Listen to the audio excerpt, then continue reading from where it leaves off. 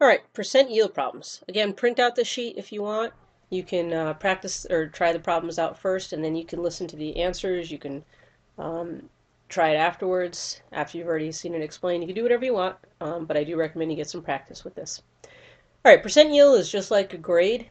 So if you get a 20 out of 25 in class, this is what you're expected to get. This is what you actually got. In chemistry, you're going to do what we actually got in the lab divided by theoretical yield. This is what the math or the stoichiometry tells us we should get. So we're going to divide the two, multiply it by 100, and there's your percent yield. That's the percent of what you should have gotten that you did get. So through the problem. Imagine a 60-gram sample of calcium carbonate was heated in the lab and a solid calcium oxide that remained in the test tube had a mass of 22 grams. What was the percent yield for this reaction? So this one's pretty simple. It just tells you that this stuff was broken down and we want to know how much calcium oxide we should get. We know what they did get in the lab, but we want to know what they should get. So you're going to look up here at the table. 56 goes with the calcium oxide, and on the bottom 100.1 goes down there, and you do the calculation. You realize the math theoretically tells us we should be getting, if everything goes perfect, there's not a single problem, we should be getting 33.6. So that's going to go on the bottom. That's our theoretical yield. And then read the problem. In the problem it says that they did get 22.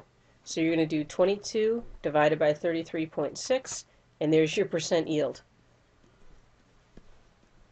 And when you do the math, don't forget to multiply by 100, you end up getting 65.5% yield.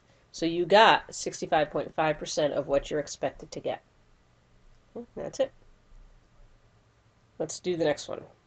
Next one looks a little complicated, but it's not that bad. It says a chemist produces aspirin. So here's the fancy crazy formula for aspirin. So he produces aspirin, this one, by reacting 150 grams of this acetic anhydride, which is that one right down there, and 200 grams of salicylic acid right there. He produced, so this is how much he actually produced. This is the actual yield. He produced that much aspirin. Calculate percent yield. So what you're going to do is you're going to start with your wheels and your frames, or frames and wheels. You're going to start with 150.0 grams of C4H6O3, because that's what they tell you first in the problem. He reacted that much of C4H6O3, and he produced aspirin, which is C9H8O4. So take your numbers from your table. This is the 180. Down here is 102. And then when you do the math, you end up getting 352.9 grams of aspirin. We'll make our life easy and just write aspirin. Then you read the problem and it says he reacted with 200 grams of salicylic acid, which is a C7. So we start with 200 grams of C7H6O3 with the other reactant. So we want to cancel that out on the bottom, C7H6O3. And again, we want to go to aspirin, C9H8O4. So we're going to still put 180 on top because that's still for aspirin. But on the bottom, we're going to change it up, put 138. And then you do the math, and you end up with 260.9 grams of aspirin. Okay, so you look at these two numbers and say, I can't make this much, because as soon as I make 260.9, I run out of salicylic acid, C7H6.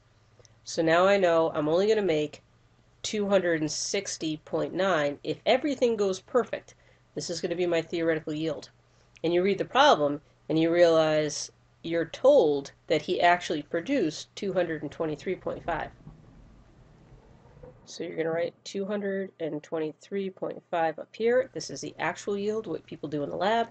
You're going to divide the two, multiply it by 100, and this person, this chemist, got 85.7% yield. Okay, so they got 85.7% of what they should have gotten. And the last thing I'll tell you is know the 4 reasons why you get a different number than the theoretical yield.